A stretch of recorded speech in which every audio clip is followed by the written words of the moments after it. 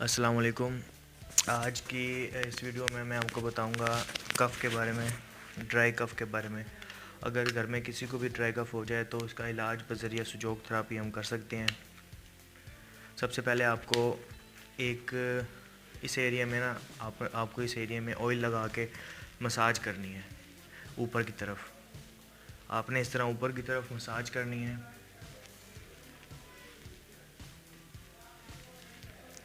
Massage करते करते थोड़ी देर बाद आप कोई ऑयल लगा लें या आप कोई पाउडर वगैरह लगाने के बाद आप इस तरह मसाज करते रहें। उसके बाद इस तरह की एक जिम्मी या कोई भी स्टिक ले लें आप, उससे थोड़ा थोड़ा प्रेशर दे के ना press rotate and release, press rotate and release, इस तरह थोड़ी देर आपने प्रेशर देना है जिम्मी के ज़रिए।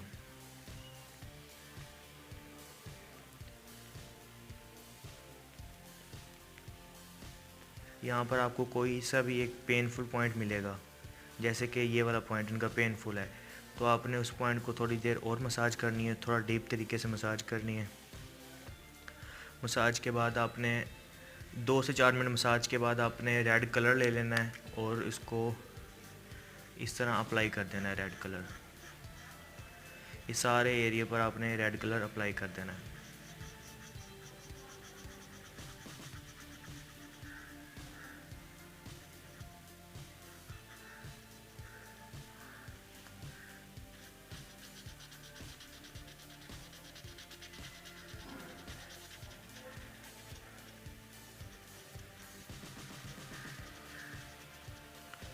इस तरह आपने यहाँ तक ले जाना है ऊपर तक और सारा रेड कर देना है अपने इस एरिया को।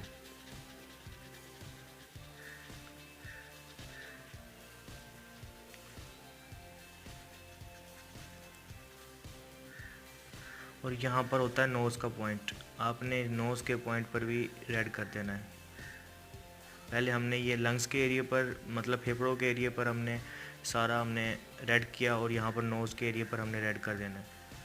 ये सब रेड कलर लगा देने के बाद आपने सीड थेरेपी करनी है। सीड ये इस तरह की पट्टी बना लेनी है आपने मेथी दाने की, और उसके कोई सी भी टेप ले लें आप और उसके ऊपर मेथी दाना लगा के इस एरिया पर इस तरह आप अप्लाई कर दें।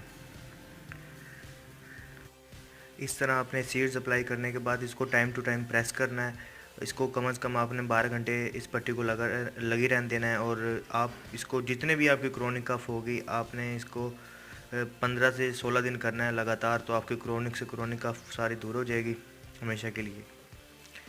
और इस पॉइंट पर भी आप, नोज़ के पॉइंट पर भी आप सीड लगा सकते हैं, कोई सी और पट्टी बांध सकते हैं। इससे आपको फ्लू में भी आपको आराम मिलेगा।